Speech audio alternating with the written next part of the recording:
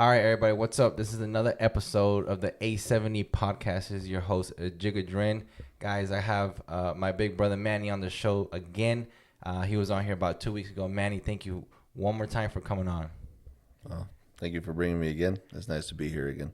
Absolutely. So we were having a good conversation last time, obviously, trying to keep my podcast similar or closer to like an hour, a little over, a little under, just depending.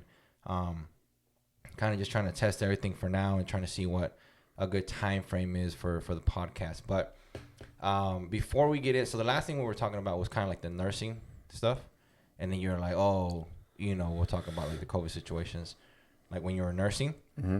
But we'll save that a little bit, only because I know you just went on like a little vacation, right? You went. Yeah. Where did you go? I went to Grand Canyon, Arizona. Went to Sedona first, and then I went to Page, Arizona, and Lake Powell. That was really nice. Okay. So all of it was in Arizona. Yes. Okay. Then we would just stop on the way at different places, like in New Mexico. We stopped at some Indian store and just saw all the stuff they were selling, which is pretty much the same thing in all the stores. And all like the native stores. Native Americans, yeah. Sorry, Native Americans, I didn't mean Indians. That's all right here. Yeah. Okay. So tell me a little bit about each. What did you do like in each? Why did you go to those cities? I guess in Arizona. So Arizona, like I've always wanted to travel, but I never had like a main focus on where I wanted to go or anything. But I knew that the Grand Canyon was always like on the bucket list of Belle. That's my girlfriend. And I was like, well, man, let's do it. So I told her, let's just set it up, and we did. And when you tell a girl that you want to go on a vacation somewhere, they will immediately start researching every little aspect of everything so that we have a schedule when we get there. Which in my mind, I'm more of figure it out when we get there, right? Which is not the way you should vacation. I agree. If it wasn't for her, I would not have been able to set up and have a plan when we got there and do all the nice things that we got to do. And we got to stay at a resort by Diamond Resorts, and that was in Sedona. And that was really nice because we had a beautiful view, just mountains everywhere, man. We got to see the sunset set right behind. The sky looked like it caught on fire for a little bit. I posted some videos up, and they got to do a lot of hikes in Sedona, ATV off-roading. The hikes were tough, man. Why was it tough? Because the temperature was just hot all the time, just desert basically, and I was out of shape. I mean, I'm still out of shape, but then I was even worse because I came back from working so much that I just lost all my fitness. But I champed it out. I didn't want to be the one slowing everybody down, and I got to see some beautiful sights. There was one called Devil's Bridge. That was kind of scary. So once you get to the top of the climb, which it's kind of rough, about 3 miles. 3 mile climb? No, it says 3 miles. Then you get to the base of the mountain, and the climb was probably only like, I don't know, like half a mile maybe. Okay. And once you got to the Devil's Bridge, so from your point of view, because you're kind of off to the side of it, and it kind of goes around, and then it's the Devil's Bridge. And you got to wait in line because everybody wants to take pictures there. So when you see the people on that bridge, because of the angle you're at, that little gap looks very narrow. So you see people walking out there, you're like, man, the wind blows or they kind of lose their step, they're going to fall off and die because it's just like 70 feet down or 80 feet down. So people were taking pictures, and the whole time, just like, man, I'm going to have to champ this one out. And I'm not really scared of heights, but that was like a whole different level. And then these little Asian people were next. And you just see that little Asian lady just run out there like, wee! Like, everybody's like, what? And then she was taking pictures. She jumped in the air, like really high to so take like a freeze picture or something. Dude, everybody from that angle was like held their breath, and they like kind of screamed a little bit. And I was like, oh my goodness. She doesn't care. Because you thought she was going to fall? Yeah, because it looks narrow. Yeah. It looks like it's only as wide as like, I don't know, like 2 feet wide, 3 feet wide maybe. And you're just like, man. But then it's finally your turn to go on the little bridge, and you look, and it's really wide. Okay. Like, you're super wide. You're like, man, this ain't nothing. I ended up taking pictures, and I jumped up in the air too and whatever. But Did you jump higher than the Asian lady? Or nah, I could barely jump, dude. I had no jump at all. Okay. But yeah, it was pretty cool. There was a few people though on the sidelines, waiting to take the turns. They couldn't. Mm-hmm. They ended up turning around. There's one dude, he could not even look anymore. He had to end up going back without his family while they took pictures because he couldn't handle the height. Yeah, I was just hoping you would have been there. That'd have been funny. That would have been too tough, man. That would have been the first time maybe I would have been a party pooper. I wouldn't. Nah, you would have done it. Nah, I would have champed it. I always champ it. I'm super scared of heights, but I always champ it. Yeah. You can't name a time that I did not champ it. Yeah, you can't. I can't. You can't, and I never will, cause yeah. But go ahead, keep going. And that was it, man. That was one of the cool experiences. There was a lot of other hikes we didn't get to do, so we plan on going back to Sedona someday and doing the harder ones. Oh wow, so there's more. Yeah. So the reason we didn't do them was because we had the kids and her mom, and it was a little rough on them too. So we didn't want to, overexert them and them get sick. Yeah. We ended up going back to the birthing cave. Because first we went with them, but they hated it. So then we came back later on in the day, just me and Belle. Mm-hmm. And we got lucky. There was no one there. Completely to ourselves. It was beautiful scenery. And I really like that. I mean, it's breathtaking. You realize how small you are when you go out there. That's crazy, right? And how much you haven't seen in your life. Yeah. And it's like, man, there's so much more out there, too. Is there something to it whenever you realize how small you are? No, just want to see more things now. Mm-hmm. I realize how much I didn't get to see growing up. I mean, you hear all these people that go on vacations and we'll see your white friends, right? And you're like, oh, whatever, dude. You got to go swimming, ooh. Mm-hmm. But then when you actually go and you see all these sights, and it's like, man, I missed out on all this when I was younger. So if you get a chance to travel. Yeah. Travel. I recommend it to anybody. It's tough to organize. You'll be dead tired at the end of your vacation every time. But you get to look back at your memories and realize it was pretty awesome. Yeah, I mean, obviously, I didn't get to travel that much either. Most of the traveling that I did was basically because of soccer and things like that. But now, Ileana, out of both of us, the most wants to travel the most. And I agree with her. I think she's the one that kind of like puts the, foot forward in regards to trying to organize something to go on a vacation or travel. And we've done quite a few things that I probably never would have done on my own just because I was so used to not traveling. So I was always okay with staying home because I felt like I never missed out on anything, especially because I never went anywhere. So it's like I never went anywhere, so I never knew what I was missing out on. But yeah, we've gone a few times, and it's addicting because, I mean, there's a lot of like if you really tune in to the spot that you're into, nature, water, whatever it may be, I mean, you really realize that there's like a certain connection there and a lot more to see. So you want to just explore as much as you can. So, but you went to the Grand Canyon. Yeah. And then from there, we did everything we could there that we could fit into it. And then we went to Page, Arizona, and that was kind of like a real small town and not a lot to do like once the sun sets. Mm-hmm. But we got to go to Horseshoe Bend there, which is beautiful. You're about 1,000 feet up in the canyon, and you get to look down at it. It's like a little river that winds around with one giant little mountain in the middle. Mm-hmm. Took some pictures there, and I really wanted to take pictures being close to the edge. Can't.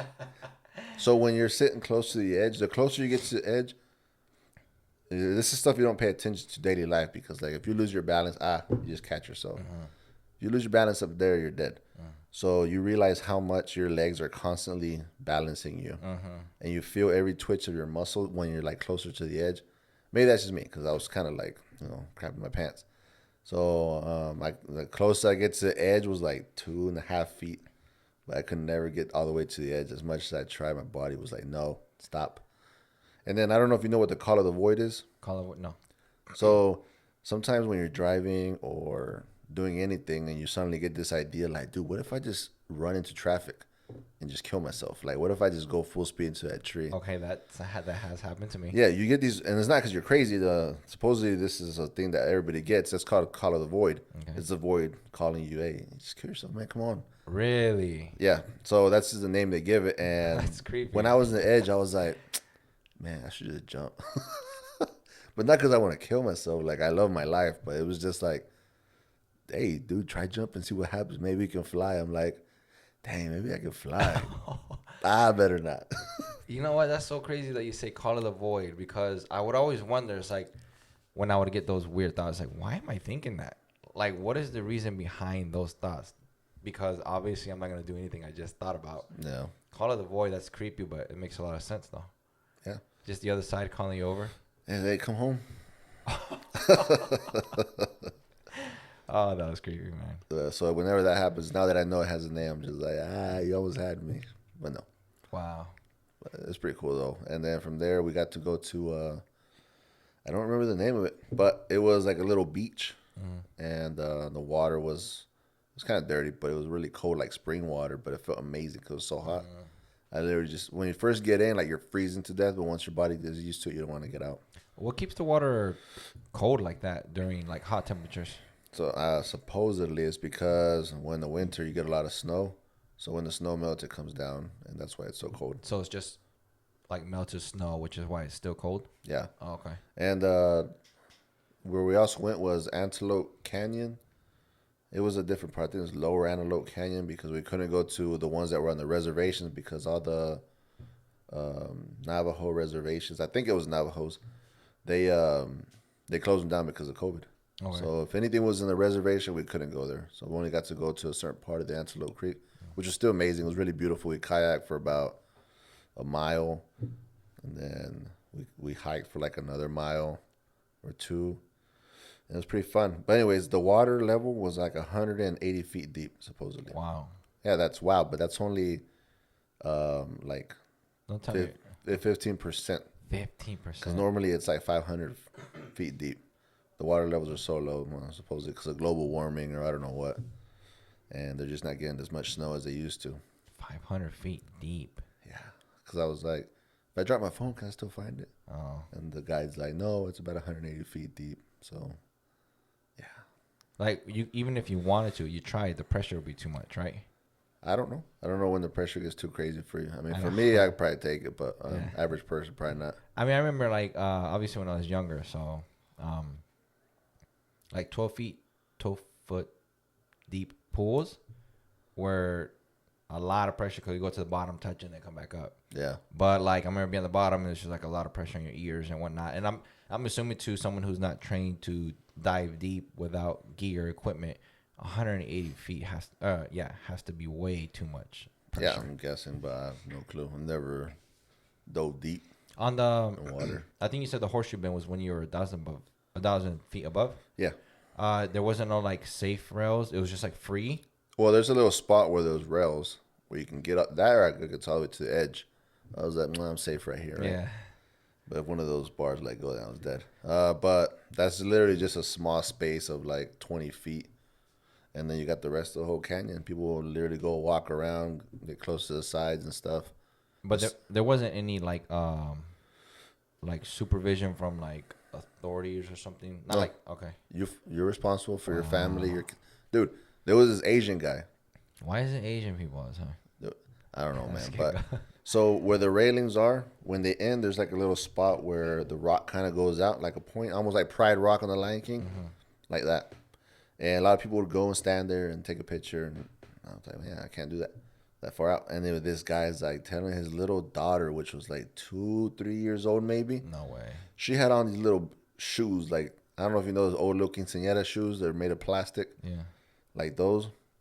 She's like in a little dress, and he's like grabbing her by the hand, like telling her to sit down over there. And she's like scared, and he's like, no, sit. And like she's like squatting and doing these weird angles where she could easily just slip off And she was near the edge. near the edge, dude. No. I was like, oh my goodness. And then finally she just sat there, and then he took a couple of pictures just for the pictures. Wow.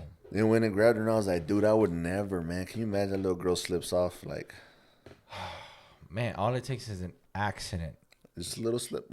Slip. The wind blows too hard. You weren't paying attention. You get dizzy for like whatever reason.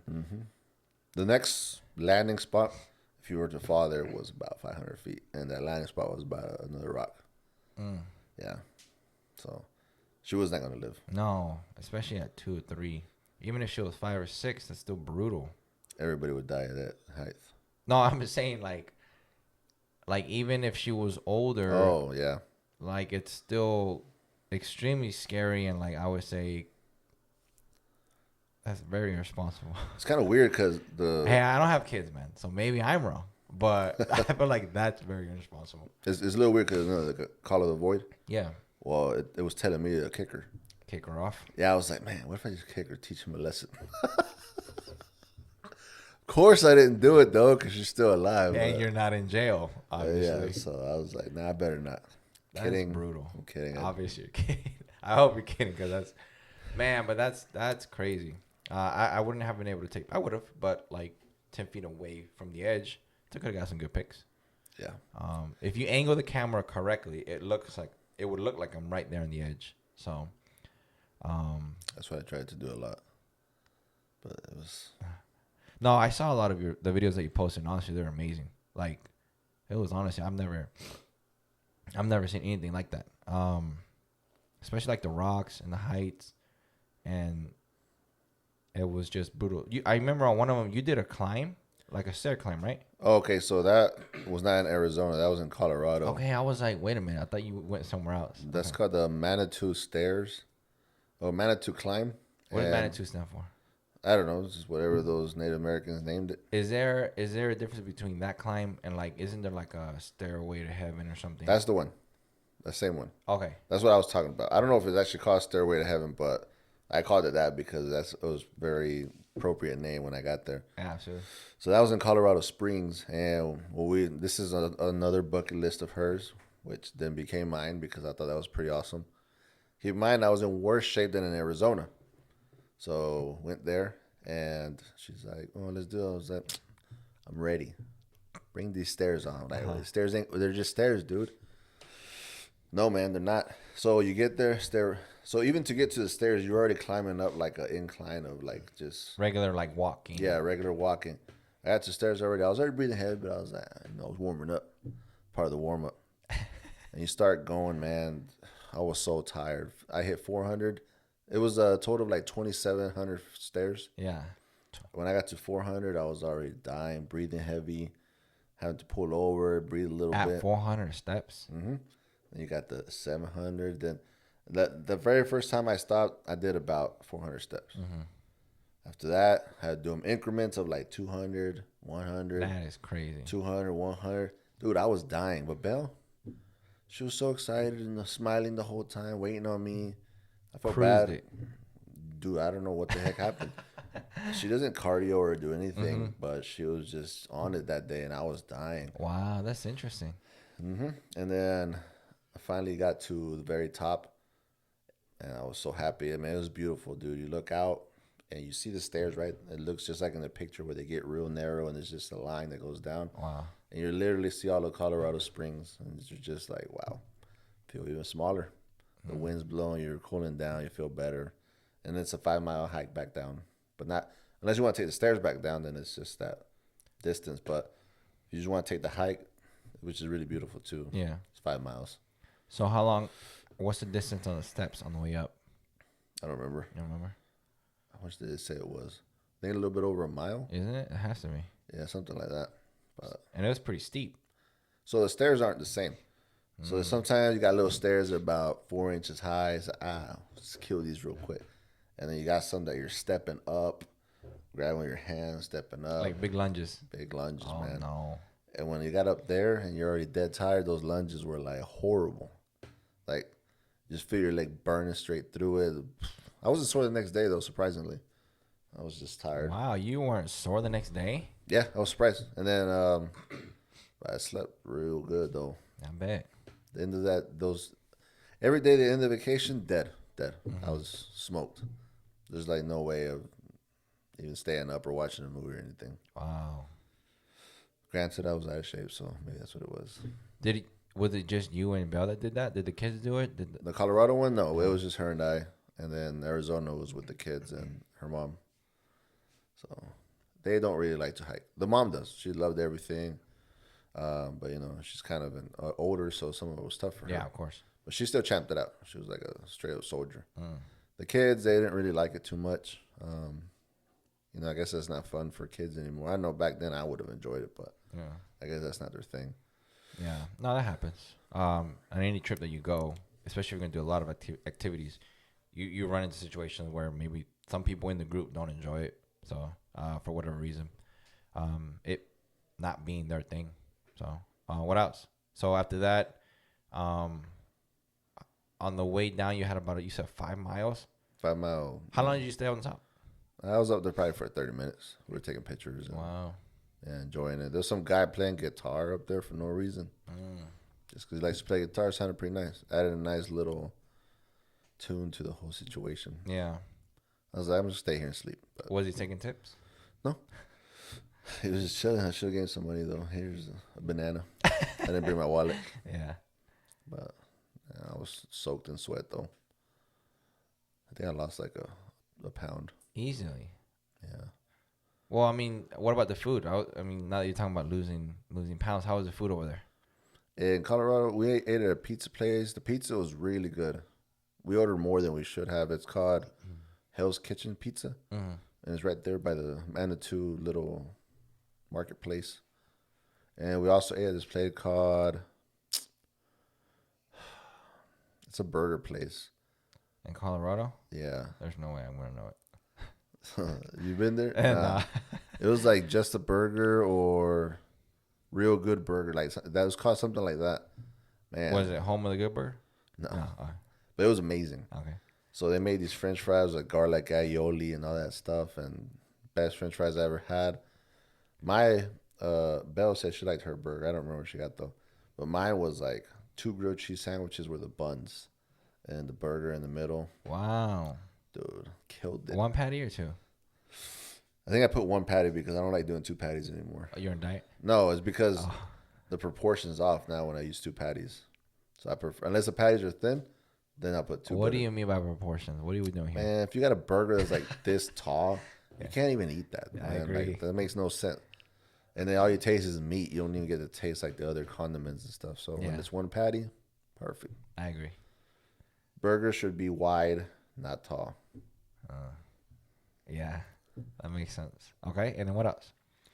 Um, What was the best spot that you guys ate there? I mean, you're talking about Arizona and Colorado, but in between the two, like, what was the one that was like, hey, like that? Like, if we come back here, obviously, considering that you're trying to explore new areas and new things, like we have to at least go back there. Colorado Springs was that burger place for sure. In Arizona, when we were in Sedona, we ate this place called 89 or something like that. I was at 69. It was real high-end restaurant, real fancy or whatever. We showed up, kind of dressed like this, like whatever, right? Because we've been hiking all day. I figured everybody else would too. Well, they sat us outside. Okay. We walked through the end, talking about there's no tables in the inside. We walked through the inside, there was tables everywhere. But everybody was just fancy inside. I was like, all right, we get what you're doing. So they brought us lemonade, which was just lemon. They forgot the aid part of it. And it was super sour. All the food there was like, it was high-end food. It was gross, man. It was not worth it. Like, really? very expensive. Not good at all. I don't recommend it. And you could tell because everybody that came in dressed like us was put outside. So it wasn't even a racist thing. It was just we didn't dress fancy. Wow. And then we tried another place. It was a pizza place. I don't remember the name. My memory sucks. And that one was really good. They had like all the pizza they had was amazing. I loved it. I was killing it. It was all thin crust. I don't even like thin crust pizza. That's when you know a pizza's good, right? No, man. But after you hike, no matter where you go, you're just chugging those drinks, man, because you're just so freaking dehydrated. And I think that was the best place that we ate at. If I could remember the name, I would tell you. Oh, they also have a green McDonald's in Sedona. Oh, like They're the only green McDonald's in the world. no meat, basically. Or what do you mean by No, green that McDonald's? the McDonald's sign is green. Oh, really? Yeah, so the reason they do I was that gonna say, what's the point of that? is because red and yellow would take away from the background. Because you're like, the background is all mountains and stuff, so that's why they did that. Really? Supposedly it's the only green McDonald's in the world. The food's the same, nothing's different. It's just literally green. I was like, wow, McDonald's is going green? Yeah, it's just pure vegan. Yeah, I know. food. I was like, that'd be interesting, but kind of goes against everything McDonald's has ever done. That broccoli burger was amazing, Oh, bro. yeah. Nah, but that was cool. Yeah, I really enjoyed that. Wish I could have done more swimming, but no, we didn't get to. Did you do? I think you showed me a video you were doing cliff jumping. Okay, that was in Page, Arizona, doing the kayaking. So once we got to the spot, you walk for whatever miles, and you come back to the kayak, and then you're heading back. There's like a little spot. The guide's like, we'll stop here and we'll hang out for a little bit so you guys can swim around. I was like, yes. And then we got there, and I was like, oh man, I didn't climb over there and jump off. It was like a good jumping off spot. So I was like, I'm gonna do it. So I swim across the little river, and I start climbing. Easy climb, boom, boom, boom, and get close to the spot. And then, so where you climb, the spot's like right here, right? Water, spot, you gotta climb from here and then come back down. Yeah. So the spot is literally right here, but the only place to climb down is here to the right.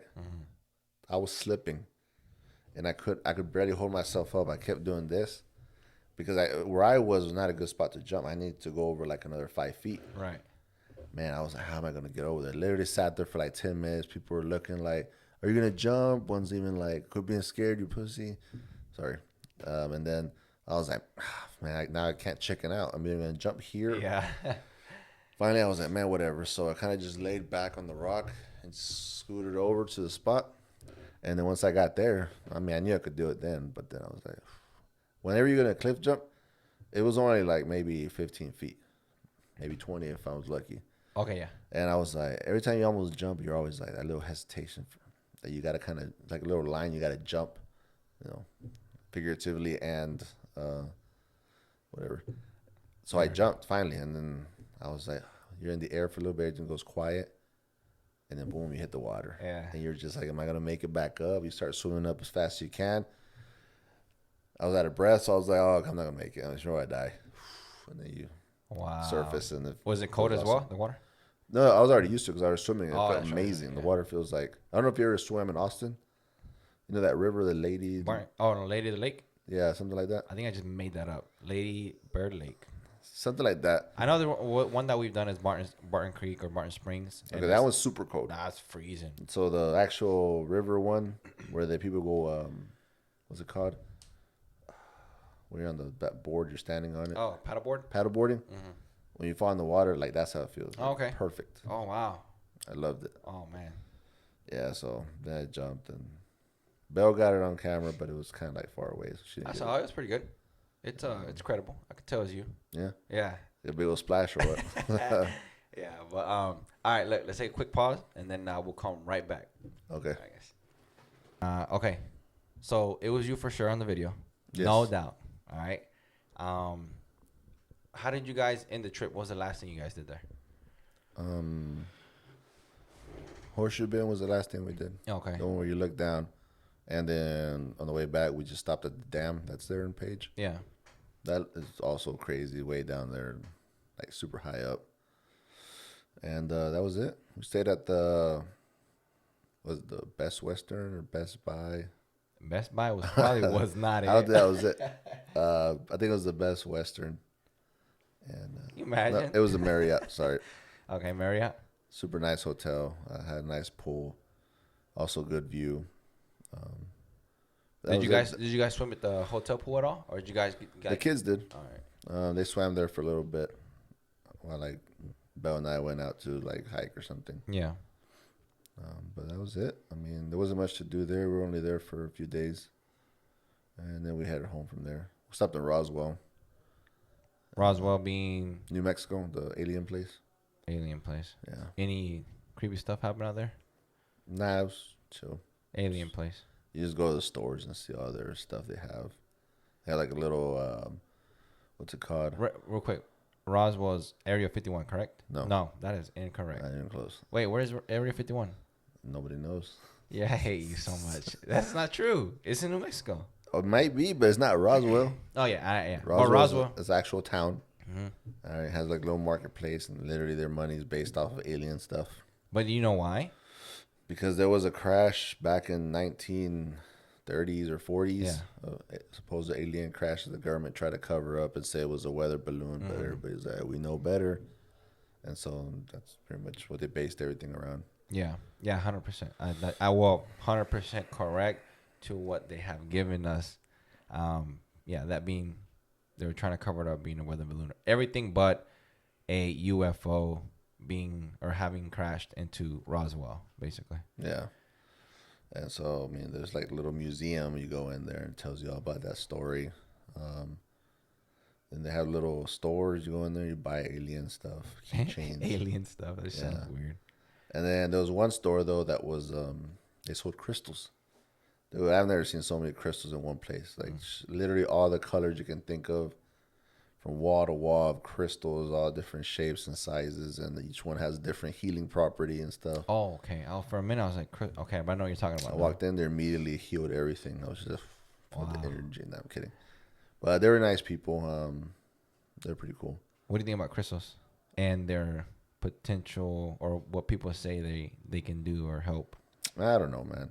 I just feel like your mind is a powerful thing, and when people say things like that, like, "Oh, the crystal does this, the crystal does that," it's just a focus point for your mind to manifest whatever you want. Mm. So if someone tells you, "Hey, man, this crystal is for your nervous system," your brain's like, "It's for my nervous system. Since I'm looking at this, I better start healing my nervous system because it's giving me." So that's what I think.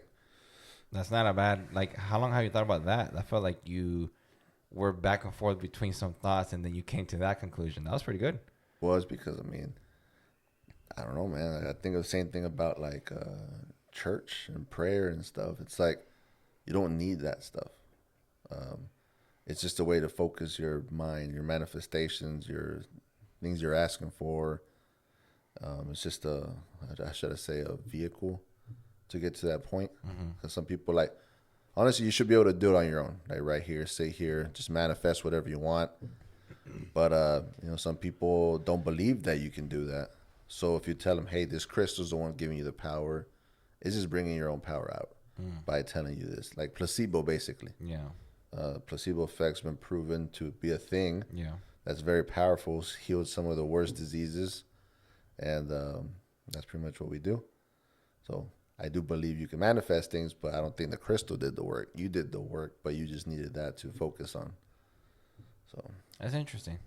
That's interesting because, I mean, I've been hearing, stuff about crystals and like those people like on social media where they're like, oh, crystal and like horoscope people and all this and that. And I thought like maybe, I know I've heard like supposedly some crystals or some type of rocks may have something that can help with your, I'm about to mess this up, like your electromagnetic field that we're supposedly have within us or whatever. And it helps you kind of like rearrange that or, center back to balance or things like that, depending on what the rock is or what the crystal is. I know that I saw, so 2 years ago when I was at the elementary, remember when I was getting like those headaches? yeah, Like, dude, I'm talking about, it had to be, I don't know what else to describe it besides the migraine because that's kind of the category that it falls under. But just super intense, like to a point where I would get them at least once a day consistently. And I honestly just felt like somebody would stab me in the head with a knife and just like twist it and twist it. And it would make me feel sick. I want to throw up.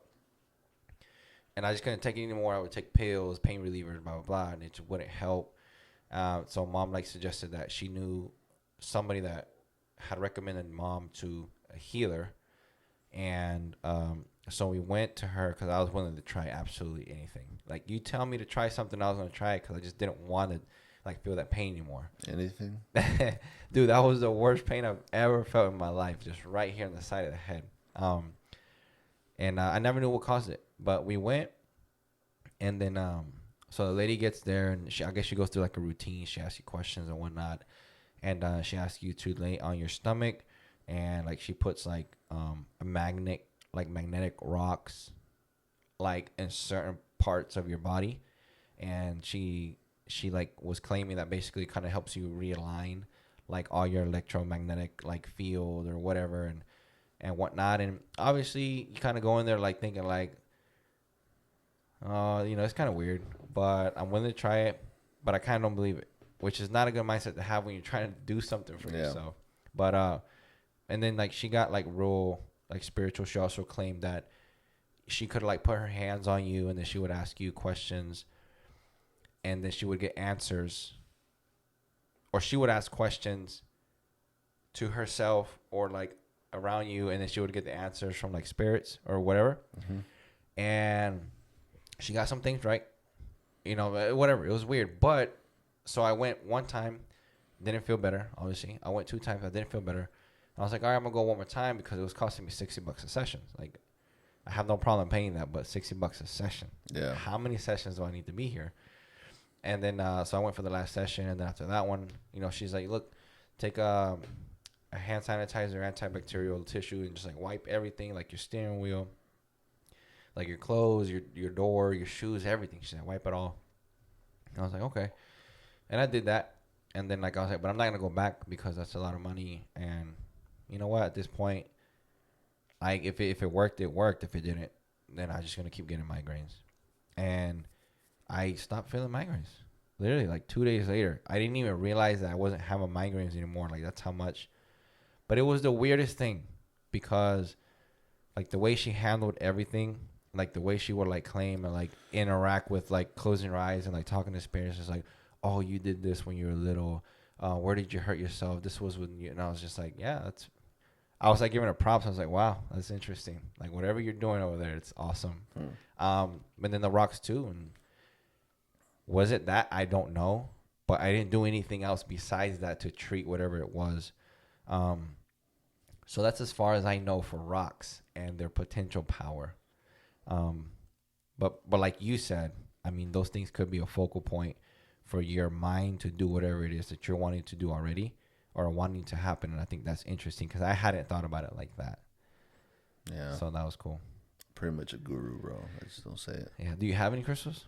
No. Oh, you can't be a guru. Oh, I already smoked other crystals. You already smoked other crystals? No. No, I'm kidding.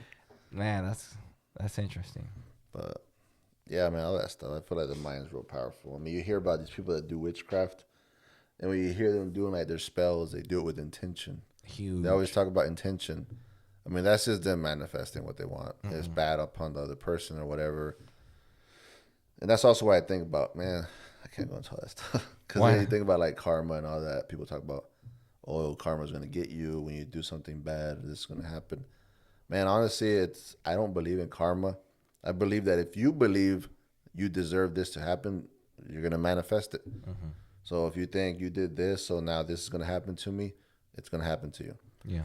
But like me, I don't believe in karma. I mean, there's a lot of people that have done a lot of bad stuff. They don't get their karma. I mean, it's like, oh, well, they died. Yeah, everybody dies. That's not a karma. That's just, it was your time to die. Mm-hmm. Now, if you believe you need to get punished for something, you'll get punished for that. You punish yourself. So that's why I kind of don't. I mean, I don't really do anything that needs karma. But yeah. I mean, there's good and bad karma. Yeah, there you go. Like, what about like in a good sense? Do you ever believe that maybe for some things that you've done good, that you deserve or feel that it'll come back to you? I used to think that. So, but like I said, I don't believe in karma. But I think this is what I think. I'm putting good out in the world because I want the world to be good. Mm-hmm. If there's more good out there, then that good's going to get to me eventually. Mm-hmm. Or not. But either way, I put some good out there. Yeah. That's it. The only reason I want to put good out there. I don't give money to a poor guy and be like, I gave him $5. I'm going to get 50 tomorrow. Yeah. I mean, that's not how it works, right? Unless you believe it does. Isn't that crazy? But I just think like, man, I got some extra. Let me give him some. And then maybe I'll manifest for myself to have more to give him more next time. Yeah. But so I definitely agree with what you're saying. I've spent countless of unnecessary hours just kind of thinking like how does this all work, right? And when it comes to karma, a lot of people believe in karma, like a lot.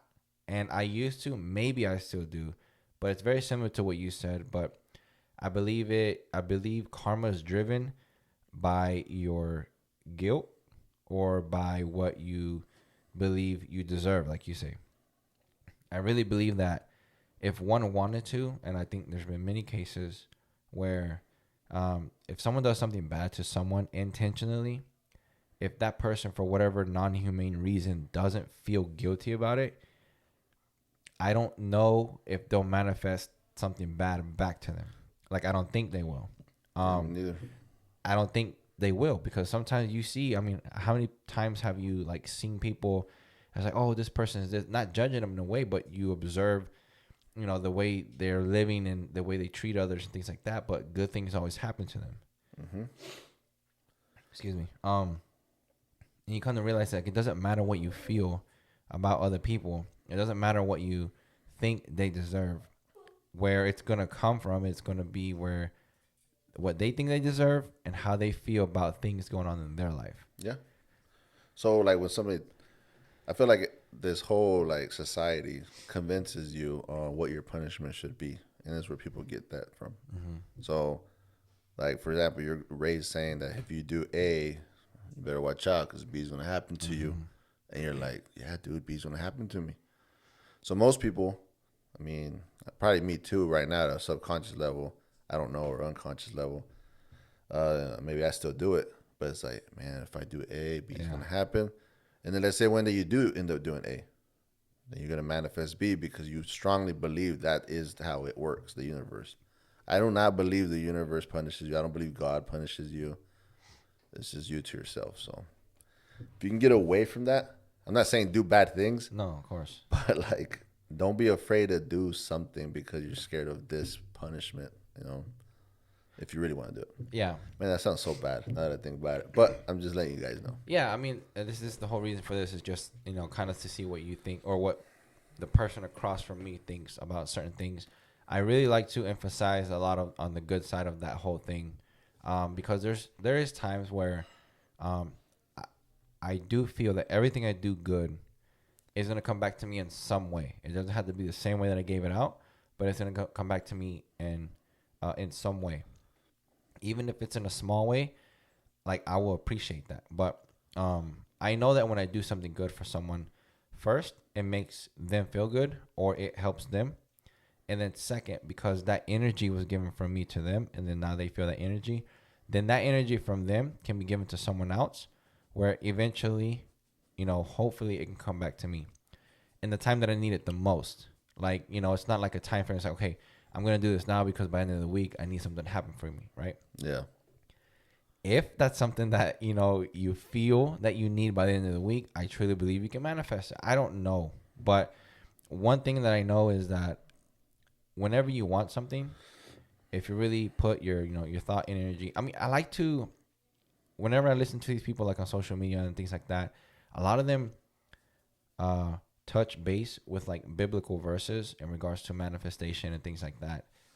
Like I feel like a lot of our perspective on the Bible is too biblical. What I mean by that is like it's too religious. Yeah. And I feel like we maybe have missed the part where maybe it is a book, obviously with a lot of value, but that's really trying to teach us how to do everyday life things and like to discover or express certain powers that we actually have. What was Jesus? The ultimate manifester, bro. Yeah. He made that smooth mountains. He says faith. Believe you can do it. It'll move. Yeah. I know like one of the verses that like I always try to like connect with, energy and manifestation is basically like whatever you confess with your mouth and your heart, basically saying whatever you say you want, whatever you feel you want, like if they're entwined and in sync, then that's what will be. You know what I mean? Because I feel like a lot of people, including myself, in times I have said that I wanted some things, I have said that I deserve some things, but there'll be times where I didn't feel that way as I was saying those things. When you talk about dreams or like goals that you have, sometimes you don't feel yourself believing that. And because your heart and your mouth are separate, it's going to be extremely difficult for you to manifest those things, right? Yeah. Like if you believe everything, that's why like for lack of a more relatable example, like Muhammad Ali, one of the greatest obviously boxers of all time, he would basically out loud in public on record talk about what he was going to do to his opponents, and it would happen a lot of times in those exact times that he said would happen. Another person who's very similar to that is Conor McGregor, because he says everything out loud because he has enough courage to. How many of us believe something's going to happen, but we're scared to say it in front of a group of people because we're scared that we might look like a fool? Yeah. And those conflicting emotions and thoughts, they never allow like a fluid, like what's it called? like an open channel for you to receive those things that you're trying to manifest. There's just blockage there because you're saying it, but you don't believe it. And if you believe it, you're not brave enough to say it. And because you're not brave enough to say it, it comes back around to the fact that then you really don't believe it that much. Well, it's like, and for the people that think that there's a limit to manifestation, there is. And I'm not saying I'm a good manifester. Like, I'm still working on it mentally. There's a lot of things I can work on, like reminding myself every morning and night, actually believing it. It's hard. Like, just because I know it's there doesn't mean I automatically am able to do it. But one of the people that I believe is a great manifester, and I never really liked any of his stuff, but I have to give him props on that, is Jake Paul. Yeah. Yo, how did this YouTuber end up fighting one of the best fighters in the world? Or that Logan Paul. But Logan Paul or whatever, same thing, whichever Paul, and they're both up there. Like, and he even said it. Like, I don't know how I got here. Like, that's just the universe working for him. And I mean, he said he was going to do this, and it happened. Yeah. Somehow, he got somebody like Mayweather to pay attention to him. Yeah. And I'm just like, wow, props to them. And I think, and that's why I got a little bit. I don't even know any of those people. Like, I was not in avoiding them, but I was never interested in Logan Paul and Jake Paul because I knew they were YouTubers that did things like to entertain, and that's fine. But one thing that I love that he said was in his face-off match, in the night of the face-off, the night before the match, he basically was like, dude, like, this is all fake. He's like, you can have anything you want. Like, you just really have to believe it and go for it. Like, none of this is real. Just like you said, he was like, I don't know how I'm about to fight the greatest boxer of all time. He's like, what? He couldn't believe it, but he believed it the whole time up until that point. Yeah. And obviously it's already happening. So it's like that message was massive because he really was just a YouTuber. I mean, he really is just a YouTuber who decided to train a little bit to box and managed to he managed to make Mayweather $100 million, right? 100 million he made? $100 million. Dang, I thought it was only 10. Okay, so that was his purse. And then pay-per-view sales. Oh. And those numbers might not be accurate and what I'm saying, but they are up there. And I think a total Logan Paul's purse was $275,000 purse. After all the pay-per-views and all that, he ended up supposedly walking away with $20 million. So it's like he managed to make Mayweather almost more money than 90% of his fights. Like, what? And like, who's to say? Like, there is no level or no scale to manifestation. It's literally whatever you want it to be. Yeah. And like, I think a lot of it comes down to people don't believe. People believe that they have to stay within their own lane when it comes to wanting to manifest or want things in life, which the opposite is totally true. It's like, get out of your lane. Like, be brave enough or courageous enough to ask for things that you can't even imagine, you can't fathom.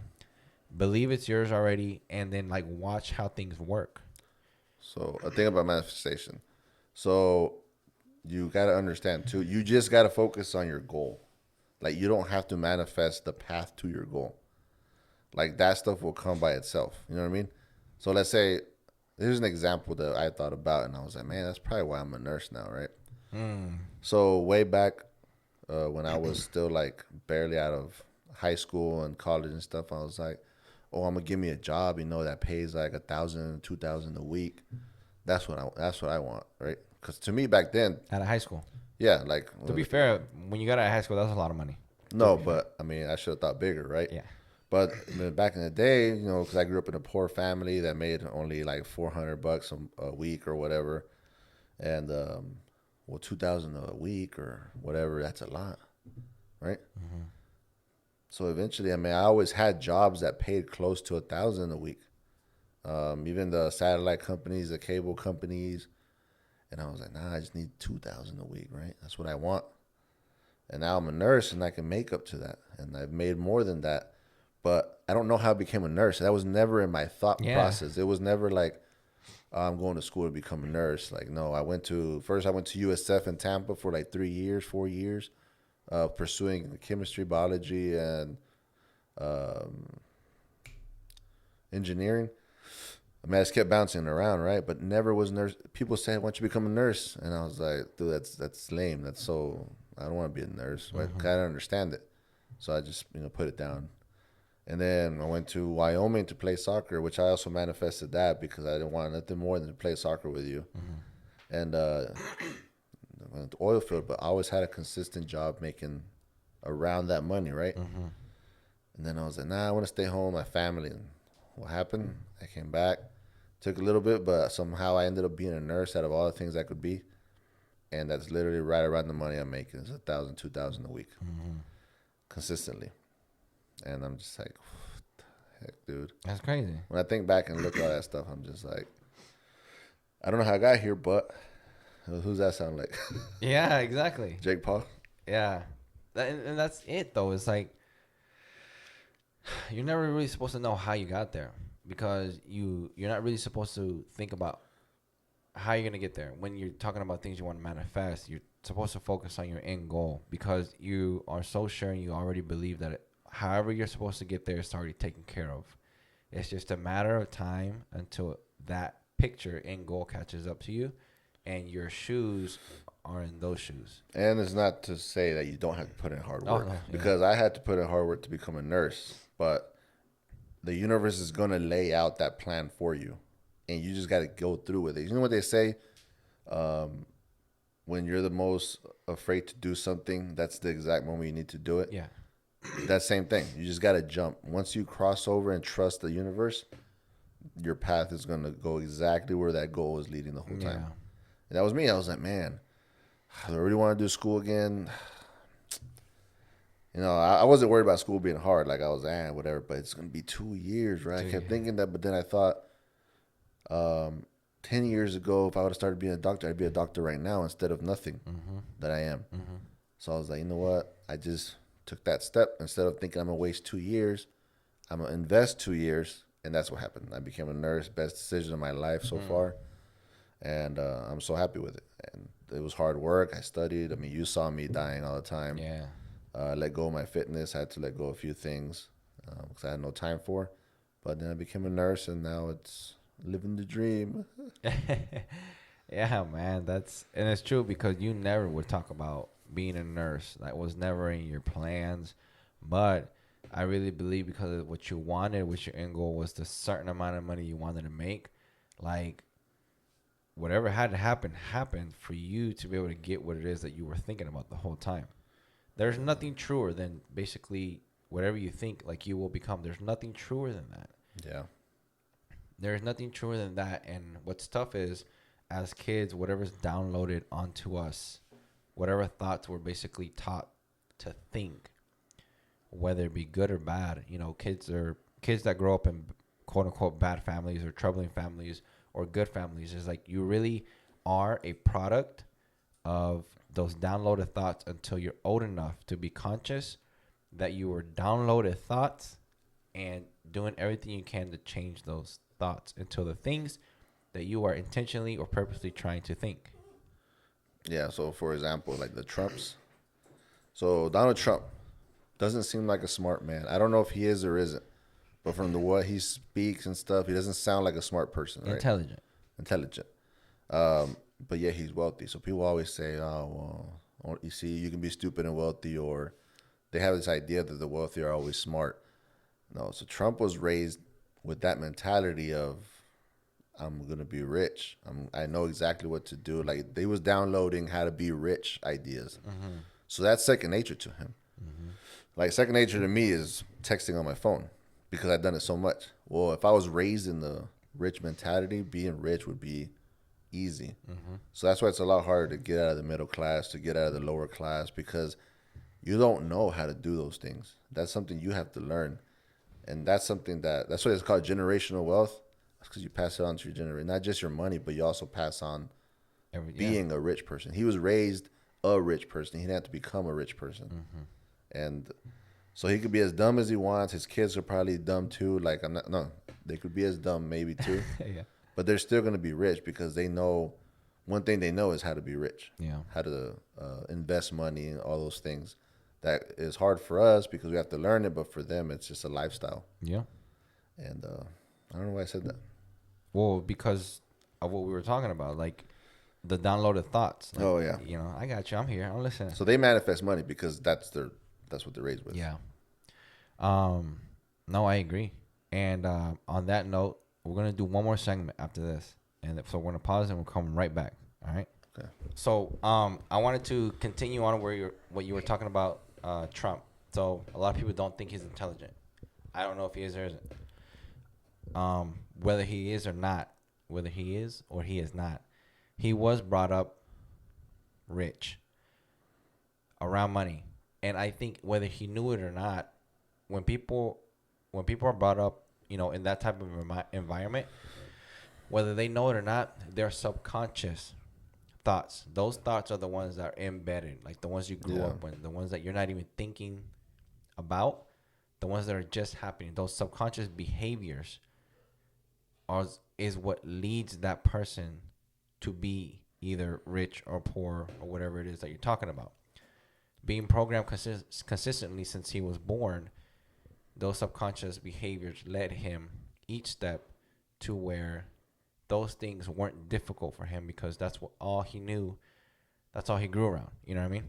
You could take away all his money and throw him out there with $1,000, and I bet he'll end up rich again. Maybe not billions like now, but he would be rich again. I mean, according to whatever it was according to, I mean, that's basically what happened. He had money and everything went south, bankrupt, started over. He's a billionaire right now. Yeah, so he had it easy, man. Like mentally, like he didn't have to learn anything. Yeah. I don't think anything is easy. I think things are easier. I think everything is difficult, but I think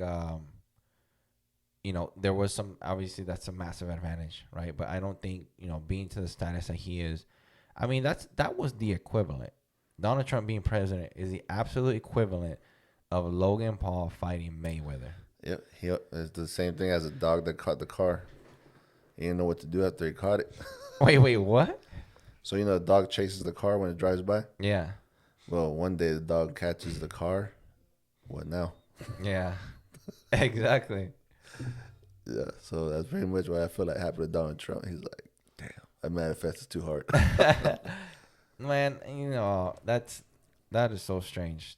That was one of the craziest things I've ever seen, honestly. And again, depending on how you look at it, if you're even looking at it like that, or if you're too worried about some rich business guy being the president, like if you're not looking at the fact that he just showed you and the rest of the world that you could literally do whatever you want, then you're looking at the wrong thing.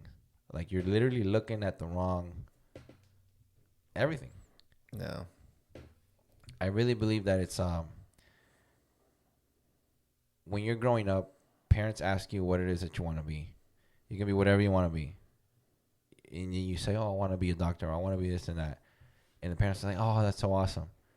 But like as you start getting older and they ask you what do you want to do, and obviously your goals and ambitions get a little crazier because you're a little more conscious. But the support gets a little less from different people because it sounds crazy. Because now you're really in a position where like you're either going to do it, and if you do it, it's going to be bad for you, good for you. Not like when you're little. It's like, oh, I can just say, well, you can say whatever you want. Like you're still 10. Yeah. But I really believe that energy from when you're little to when you're old is lost because you don't see the same reaction from people whenever you want to tell them your dreams or your goals and things like that. It's like when I was little and I told you what I wanted to be, everybody lit up. It's like now when I'm telling you, there's some hesitation. It's like, hey, man, but like, when are you going to get married? Like, when are you going to have kids? Like, are you sure you want to do that? Like, why is it different? I don't know. Because no one believes in you anymore. Yeah. Because just like everybody else, when you're young, you're full of potential. That's what. And time. Mm-hmm. When you're older, you just have potential and no time. Yeah. So everybody is thinking like you need to be married, have a house, have a car, have kids. The older you get, and if you don't have those things, there's no time for any other things. Mm-hmm. You need to hurry up and get those things that people have told you need to have by this age. So, like, let's say, for example, I'm 30 years old. I'm 33. And I want to say, oh, you know what, I'll be a doctor. Dude, that's like 10 years, man. You're going to be 40 by the time you become a doctor. Yeah. Are you sure, ready? You don't even have kids. Or if you do have kids, dude, you can't, man. You got to support them. Like, if you become a doctor, you're not going to have a new income coming in because you got to go to school. See, that's why people don't. That's why people give you their logic, you know, of your dream. You know, is not necessarily they want to put you down because they're just like, oh, you're trash. You can't do it. It's just like, dude, you're probably not going to do it, man. Because, like, if everybody could do it, you know, they would do it. If you haven't done it by now, it's already too late. Yeah. So that's kind of what happens. When you're young, they don't realize how dumb you are. Until you're older, you show them. That's true, man. No, I get it. That makes a lot of sense. I definitely think so I want to tell that story that I called you about like 2 weeks ago. No. It was like a month ago now. Because we were just talking about manifestation, and I wanted to get it out in some format, like selfie video. I just didn't know how to do it. But since we're already talking about it, when people used to talk about manifestation and bringing into your life what it is that you want, literally, it was unbelievable. It wasn't like when people would tell me, it was like, that's impossible, because if we could do that, then everybody would do it. And what's crazy is that's literally the strangest secret in the world. Like, an old philosopher or whatever called Earl Nightingale, which a lot of amazing speakers today, like Tony Robbins, Jim Rohn, a lot of those people listen to Earl Nightingale. Like, they were taught by him specifically. And one of the strangest secrets in the world that he would continuously preach was, you literally become what you think about. Literally, like that's. And then you start thinking to yourself, okay, well, if it's that easy, then why isn't everybody doing it? Why are there miserable people? Why are there people who are struggling? Like, why is this and that? Okay, because it's so easy, it's unbelievable. So I used to always question manifestation a lot. So there's a lot of things in my life that I've manifested to the T. And I won't say those stories right now, but to the T, where like when it happened, and I'm just like, this is absolutely incredible. Even though I have manifested certain things in my life the exact way that I wanted to, I still hesitate to manifest certain things in my life because I don't know what it would feel like or what would happen if I had those things in my hand, right? A lot of people say that everybody wants to be successful or rich or famous, but the reality is that a lot of people are actually scared of that because they don't know what's going to happen when they do. A lot of people have the mentality like, okay, give it to me and then we'll figure it out. Very true. But a lot of people are scared of things that they've heard about people that have been rich or famous. Well, think about it. What did it tell us? Yeah, he's rich, but he's probably sad because he doesn't have love. Yeah. Or a family that loves him, or they're lonely. Like, dude, pretty sure like 98% of rich people are not lonely and sad. But they tell you that so you can be happy in your misery. Yeah, make you feel better about your situation. And if you feel great about your situation, then obviously we're not talking to this person, right? If you're absolutely happy where you're at and everything that you have fulfills you, makes you feel with purpose, satisfies you, and you're truly happy, then none of this that we just spoke about is for you. Like, this is specifically for the people who have caught themselves in silence, thinking to themselves that they want more, that they know there's more, but they don't know how to go about it, or they don't know how, to take a step out of their comfort zone to go into that place that they want to explore at the bare minimum. Sorry, I'm a little sick, so I'm trying to hold it together. But so the story that I wanted to say was I used to basically doubt manifestation a lot. I would read books. I mean, I read The Secret. I read Think and Grow Rich. I mean, some of these books right here, 90% of the books that I have read that deal with success and successful people all talk about manifestation. Okay. But I used to doubt it because I could never do it. So one thing, so since I've been back from Austin since January, so we're in June now. That's almost 6 months. I've worked on different things, but what I've lost touch with is, giving myself time, thinking to myself, meditate, really thinking my own thoughts, really being aware of my thoughts and whatnot. And I went for a run like a month ago because I run every once in a while. I don't run too much because I don't like running, but I run. And I went just outside here, the door to the house. We live close to some canals. And so the total run to the opposite side of the canal and back is like 10 minutes, 12 minutes. So that's at the bare moment. I hope that's at least a mile for me. Like, because if I'm doing a 12-minute run and it's not a mile yet, that's tough. But it should be close to a mile. And I was done. So I went out, came back. I was listening to some cryptocurrency stuff, just trying to stay up to date with that. And when I was done, I was about to head home. I have to cross the road to come back to the house. And I was going to head home. And I'm just like, wait a minute. I was like, man, like I haven't spent any time with myself lately, real time. It feels amazing outside. It was like 7 o'clock. It was cloudy outside. The breeze was coming through. I was like, I'm not going to get another day like this for a while. I was like, let me take advantage. I'm going to take my earphones out of my head. I'm going to talk to myself. I'm going to monitor my thoughts. I'm going to just see where I am, try to manifest some things and, be aware of my situation. So I turned my back towards the road. So I just started to walk out. So I was already walking back home. Okay, this is the thing. I was already walking back home. I turned around to walk away from the road. And I started thinking to myself, okay, I started being grateful for absolutely everything in my life, because I truly believe everything you're grateful for comes back to you in abundance. So whatever it is that you're grateful for, you truly feel connected to and grateful for, it's going to keep coming to your life. So the things that I already have and the things that I wanted to have, I was already grateful for having them, even if I didn't have them yet in my hands. So I was saying, how you feeling? I feel great. I'm so lucky because this and that. I'm so happy, blah, blah, blah. And I kept thinking to myself, wow, I can't remember the last time that I did this. And it's sad because I was really consistent with it. And I did it for, 5 minutes. So you can imagine I was walking away from the road for like 5 minutes. And as soon as that I was done, I said, okay, I'm done. I'm going to head home. And as soon as I turned around, like the first thing that I saw when I turned around on the bridge, where the road is at, which is what I was walking away from, was 3 numbers, 111. I have done that run so many times before, and I've never seen that before in my life. And what was crazy was, before, I'm not into like spiritual stuff, like numbers, horoscopes, things like crystals, right? But I previously to that, I kept seeing the number 777. So my favorite number 7. One thing that I said before is, like, every time I see the number 7, to me, that's a sign that I am where I'm supposed to be at that very moment. So that gives me a little bit of comfort of my life, no matter what's going on. And then I just saw like 777, in threes continuously. And I was freaking out. I told Gabriel about it. I told Mom about it, whatever.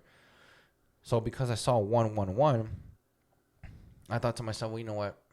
I'm just going to look it up on Google, literally, like, because this never happens to me. I keep seeing these 3 numbers. Like, I never look it up. I'm going to look it up. And as soon as I looked it up, literally, it's supposed to be an angel number, like numbers that are in threes. It's supposed to be an angel number, and it said, without butchering it as much as possible, because it was like a month ago, was 111 is the angel number, basically for monitoring your thoughts and manifestation.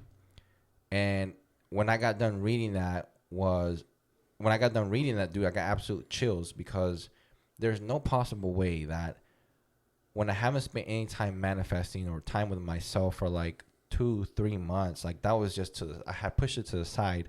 The very day that I choose and think about those things that I had neglected for a while, I turn around and I see this number on the bridge that I've never seen before when I've done that run. I didn't see the first time when I was already going home. And then I turned back around. And then when I turned back around towards the road, I tunnel vision into that. Like, there was nothing else. Like, everything around it got black. And I was like, this is so weird. And I felt like when I saw it, something hit me. Like, it literally went, like, I felt like a shock. And that's why I looked it up. That's why I felt compelled to look it up, was because of what I felt. And then when it was basically just talking about it being an angel number for, manifestation and monitoring your thoughts and bringing your thoughts into reality, I almost cried. Like, I got the biggest goosebumps I've ever had in my life. And to me, that, I don't think for me there's any bigger form of confirmation of how real manifestation can be. To me, that was like the universe saying, it's like, dude, if you've ever needed to know that manifestation was real, you can do whatever it is that you want to do. I'm literally telling you right now. And if you choose to ignore the sign, it is no longer up to me. That will be all on you. And it blew my mind, dude. And now I don't have any doubt. And which is like why I hope I can drip feed this to the people that I know in regards to being able to bring those things into your own reality. Yeah, that's pretty cool. Yeah, I was completely mind blown, and that's never happened to me to that degree. But what I know now for sure is I feel more confident in the things that I want to bring about, the things that I want to do, the people that I want to meet. I truly believe that anything that you want to do, man, it's so possible. Just give yourself some thought, some time, some manifestation techniques, and then you'll bring it. Yeah, I agree. What about you? What you mean? No, I'm kidding. No, but yeah, I just wanted to share that story because it's been a month ago. I wanted to share it. I didn't know how. I took a video of myself explaining it, like the moment it happened. Maybe I'll put it on my Instagram just so people can see like the raw emotion there. I can't stop thinking about it. And I think people also have those confirmations in their life, but they don't see it. They're not aware of it because they're too busy. We're too busy ignoring those signs. Yeah. With our phone, with TV.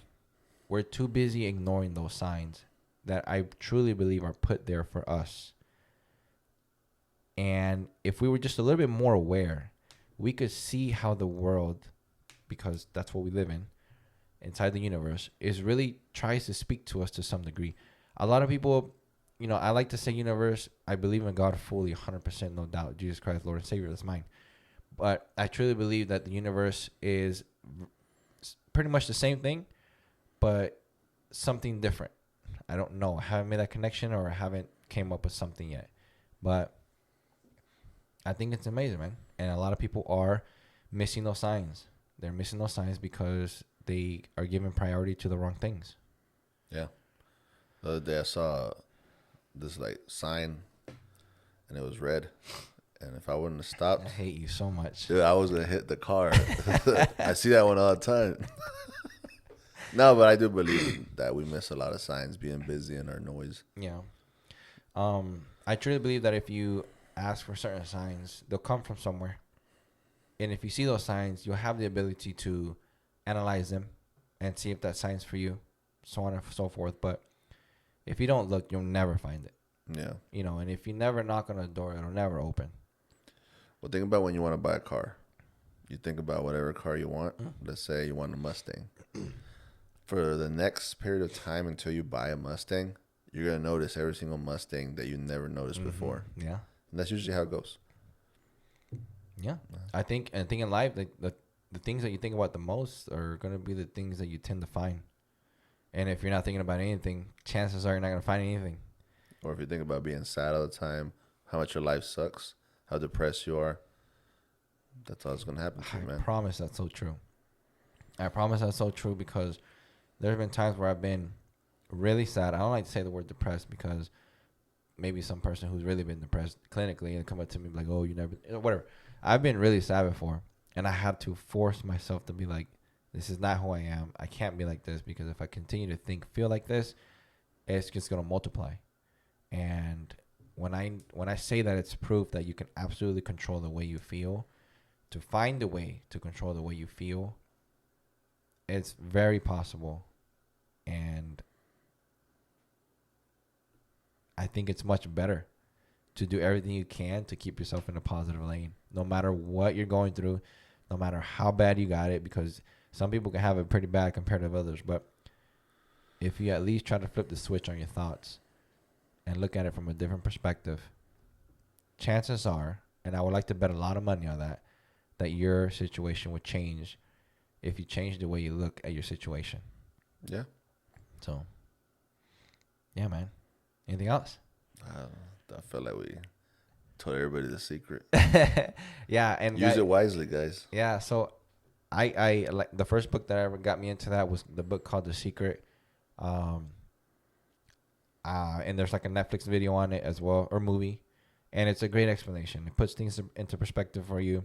It makes you really open your mind a little bit, makes you want to try it out, and I think it's very positive. So if you guys never heard of it, if you don't like to read, you can watch the movie The Secret. I mean, it's on Netflix. Or if you like reading, the book The Secret. It's an amazing read. It's not that long, and it changed my life. And I definitely think it would change yours. So I almost read the whole thing, but I kind of got the gist of it by 3/4 in, so I was like, eh. yeah, you can get the gist of it for sure. Like even halfway in, But the more you read, the more examples that kind of come about, and kind of confirm everything that you're reading about. So, yeah, you can get the gist of it if you're that type of person. Then you'll get it pretty quickly. I was like, I want to manifest the rest of this book right now. Hey, you had it, you just didn't read it. Yeah. But I still got the information somehow. Yeah. No, but yeah, man, that was it. So, if there's nothing else, Manny, then we'll close out here. This one's a little bit longer than usual, about an hour and 15. Hope you guys enjoy it. Thank you so much for listening to another episode of the A7E podcast. Like I said, guys, I don't say this very often. Maybe I should say at the beginning, but if you could follow, and subscribe, or just take a moment to listen. If there's anything in this podcast that you related to or resonated with you or made sense to you, leave a comment. I'd like to know what it was. Everything that we speak about, or when I bring people in, I hope that there's a positive message that we can speak about that you can take with you or share with somebody at the bare minimum. So, again, guys, thank you so much. This is your host, Jigga Dren, Manny. Thank you for coming on to another episode. It's always good to be here. Yeah. Until next time, guys. Thank you.